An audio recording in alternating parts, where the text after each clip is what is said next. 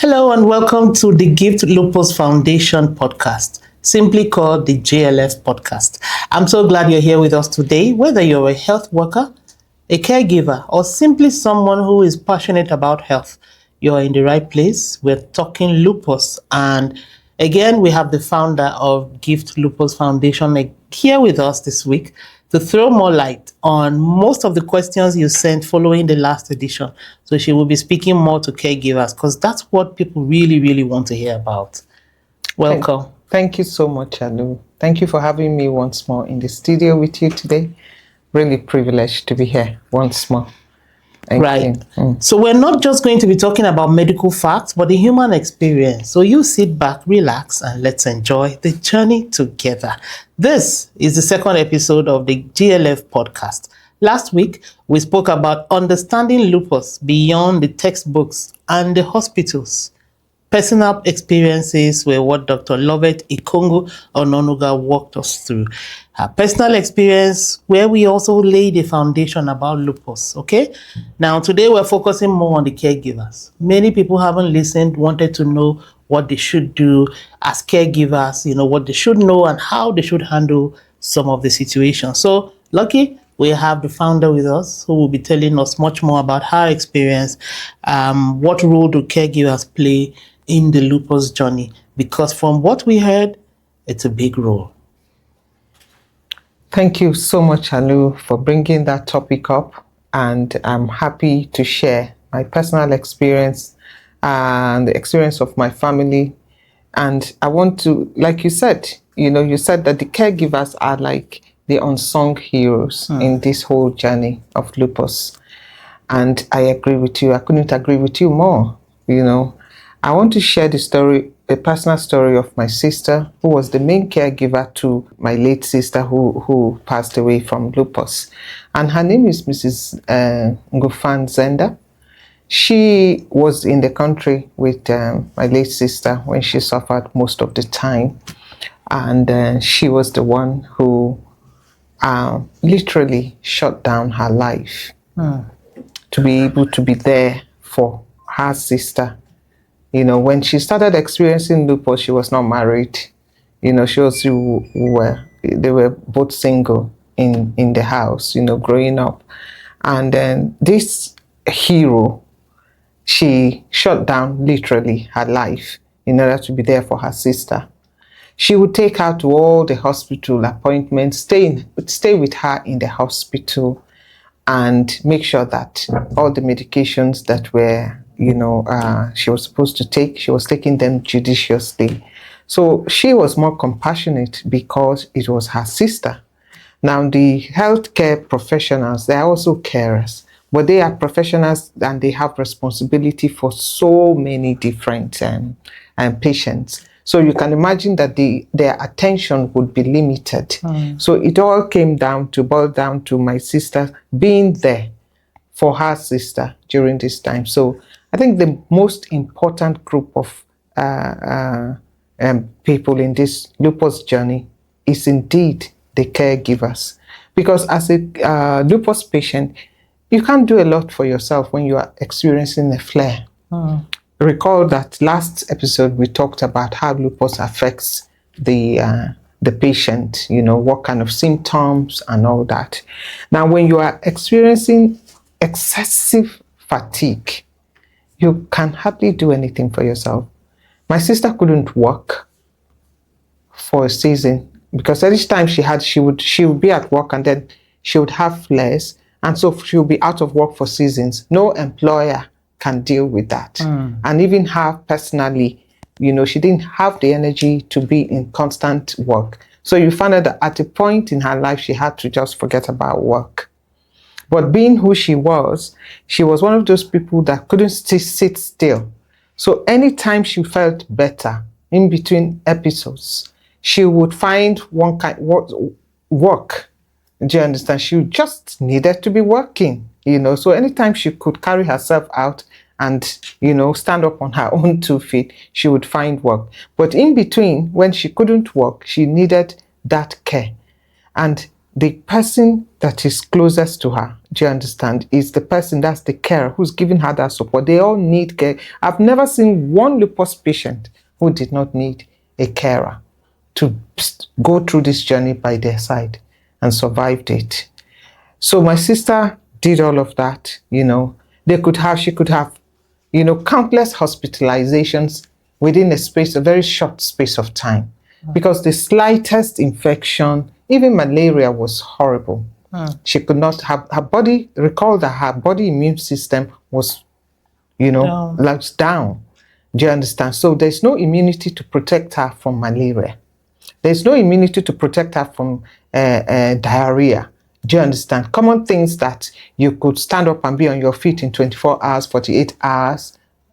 It turned into a very major issue. Do you understand? So carers, they need compassion, they need patience and love.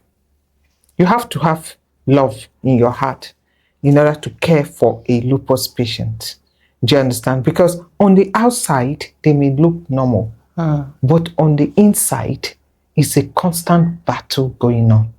Because at every point in time, you find out that their body cells are constantly fighting the healthy body cells. So they cannot even begin to explain to you what they are going through all the time. So sometimes you just keep quiet. So just need carers to be very, very compassionate, to be very, very understanding, to have love in their hearts for these, patients. Do you understand? Another thing is they need to be informed. The carers themselves also need information. They need to understand what this disease is and how they can give the best support at any point in time, because the support varies. The kind of assistance varies. So for my sister who was caring for her late sister, like I said, she had to literally shut down her own life because my sister needed someone to be with her 24/7 anytime she was going through a flare. She needed someone to take her to hospital. She needed someone to help her eat. You needed someone to help her take her medications at the right time because she was just most times too totally exhausted to even help herself do anything. So carers are actually superheroes and they should also be encouraged and supported to support lupus patients. So the foundation gives support to not just the lupus patient, but also to carers. Just last week, I had a very moving story of a carer. It was her mother. This young lady called me and we got talking, and she told me about how her mother had been suffering from all these symptoms all through for many years, and then eventually, because she happened to work in a diagnostic lab, now had her tested and it turned out that she had lupus. But before then, they went through so much, and it was her care and love, her compassion for her mom, her love for her mom, and the patience she had that enabled her, to care for her mom through the journey. So her mom is still alive and she is on the path to recovery, but she still has flares, she still has episodes, but they know now because she has armed herself with knowledge. Right. So she's able to help her and support her much more than from the beginning when they didn't know what was wrong with her. She said to me that the day that they diagnosed her mom with lupus, it was like a breath of fresh air. They all sighed a sigh of relief. So now they have a name. Finally, after many years. Now they knew what they were dealing with. So it was just up to them to arm themselves with knowledge, educate themselves. They did research, about the condition. So they began to give the mom the kind of support that she needed. So she herself needs support because it's very taxing, it's very, draining. Do you understand? So it's almost like caring for a disabled person or disabled person, do you understand, who cannot help themselves. So when they have flares, severe flares, it's like, a person living with disability.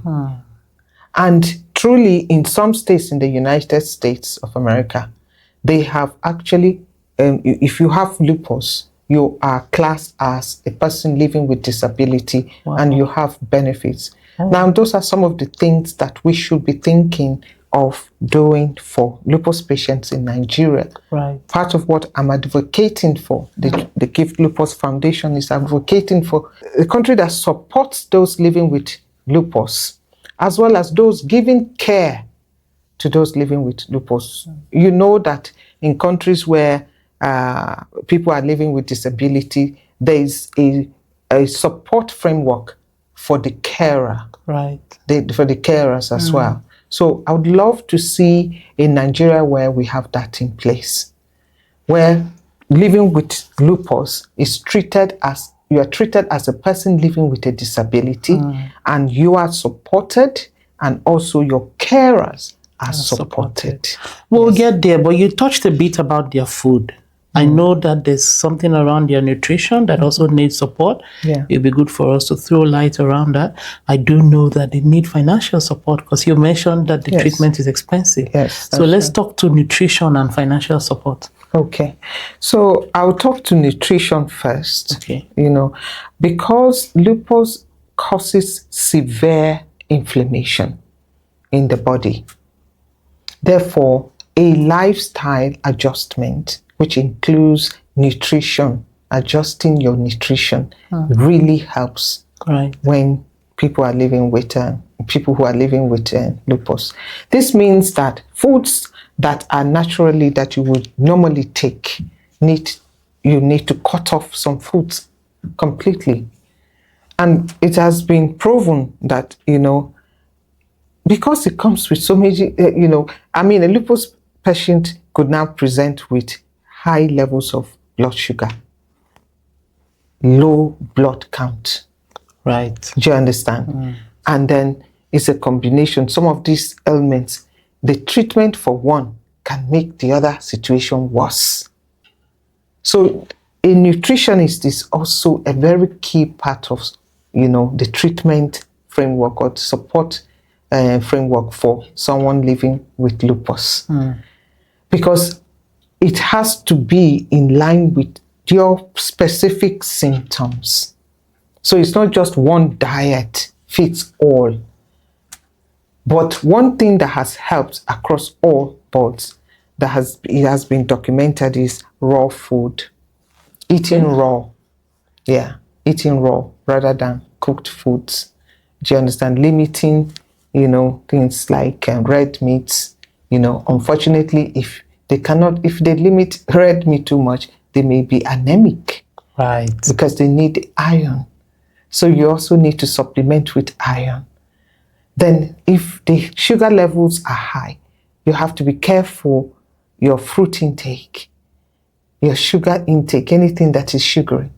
But the things to cut off completely are any like fried foods, and also things like biscuits, you know, overly processed food. Right. Very bad for inflammation.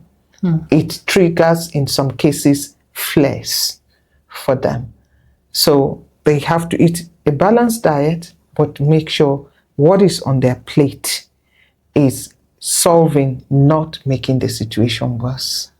Okay, so a nutritionist that will tailor your nutrition to your own peculiar needs is very important.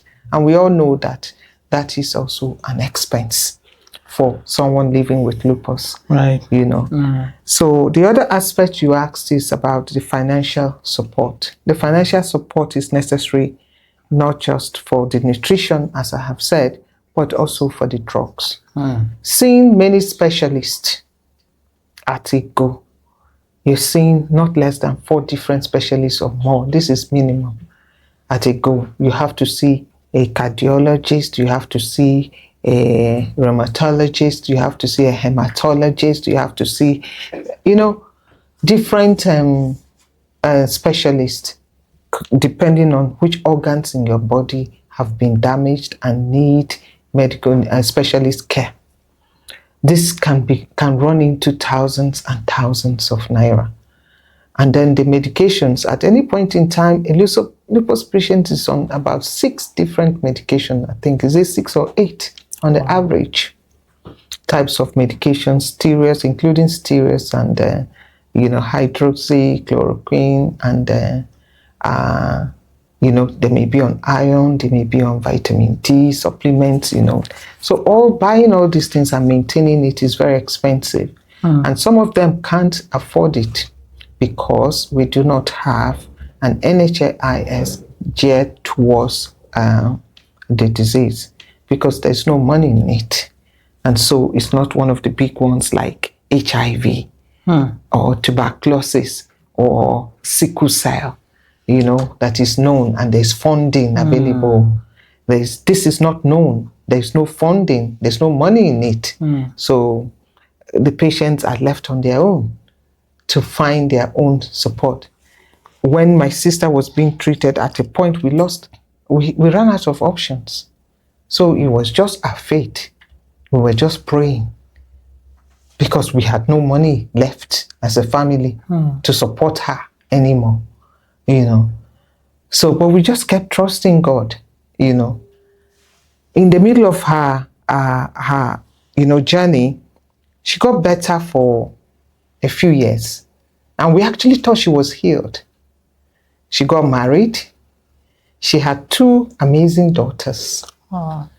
And then, while she was pregnant, in between, she would have flares.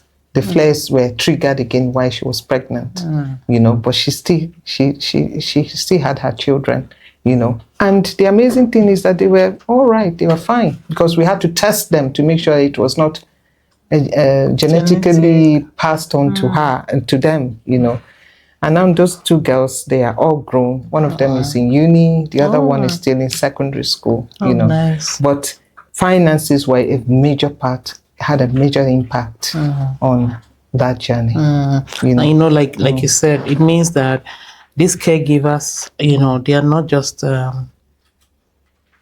supporters. Yeah. They are a major part of the healing process. Oh, yes. Because they are spending more time with the people. Exactly. And they need this education. Yes, that's right. So that's why I say I want to see I want a situation where persons with lupus are classed as persons living with disability and supported as persons living with disability in this country. And also their carers are also supported as carers. If you have to leave your job, like my sister had to do for our sister, what's the support for her as a person? She's not working because she's dedicated her life to caring for someone who is sick. So in the UK, what obtains in the UK, in US, Canada, Australia, all over Europe, is that persons living with disability have special concessions from government to support their health care. And also persons caring for those living with disability also have a support framework so that they can leave work and pay attention to caring fully. But they're still supported with benefits and everything that they need. We don't have that. We don't have that in Nigeria. And this is one of the things that is really impacting those living with lupus. Right. We have seen situations where a husband abandoned the wife because they are married to someone else, because they can't cope with having such a wife. Do you understand? When my sister was alive, I heard stories like this from her. She talked about, these women being abandoned. Even for her herself, you were there. But I can tell you now that at a point we had run out of options completely on how we're going to support her financially since she wasn't working. But she went back to work after having her kids, and she supported herself. And that's another pressure. Anytime she had a flare, there was this constant anxiety that her employer will let her go because she couldn't work for months. So that was really, really impacting on her psychological health and mental well-being. She was anxious. How will her husband alone cope with her bills and the children's bills and the family bills if her own source of income was cut off. Do you understand? So these are all some of the issues. I hear your advocacy, especially for the caregivers. Are there Yes. other points of advocacies that you'd like to put forward now to the government and maybe, healthcare workers particularly, before we wrap up? Okay, so like I've said about the need to recognize persons living with disability and to recognize lupus patients as persons living with disability and have a support framework for them, to support them financially, and also a support framework for those giving them care beyond the medical professionals, the family caregivers, friends who are caregivers. Do you understand? To have a support structure for them, because living with lupus entails total attention, because that person can hardly care for themselves. So I want to, appeal to the government to please take this on seriously and begin to look at how we can make this happen.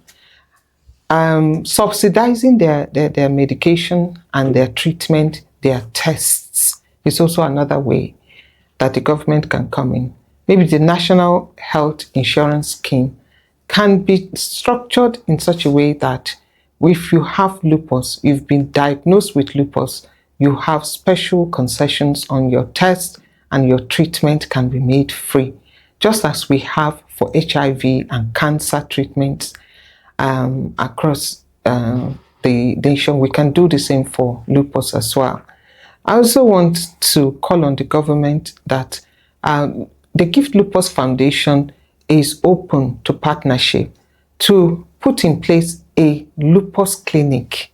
We can start with Abuja, one in Abuja, and then with time, we can have these clinics all over the country. Maybe we can start with opening clinics in the existing facilities that we have, both starting from Abuja and across the nation. We can open clinics or set up clinics dedicated to testing for lupus and caring for persons living with lupus. These are some of the ways that I feel the government can come in, immediately to do something. Thank you. Thank you so much. These are advocacy points that we are requesting and asking and demanding for on the GLF podcast this week. Founder of the GLF, the Gift Lupus Foundation, Dr. Lovett Ikongo Ononuga. Thank you so much for honoring us this week again. Thank you. And that wraps up the second episode of the GLF podcast. As we close today's episode, I want to leave you with something very profound. Knowledge is the first step towards compassion. Lupus may be invisible, but together we can make it visible. Thank you so much, everyone, and let's do this again. Bye-bye.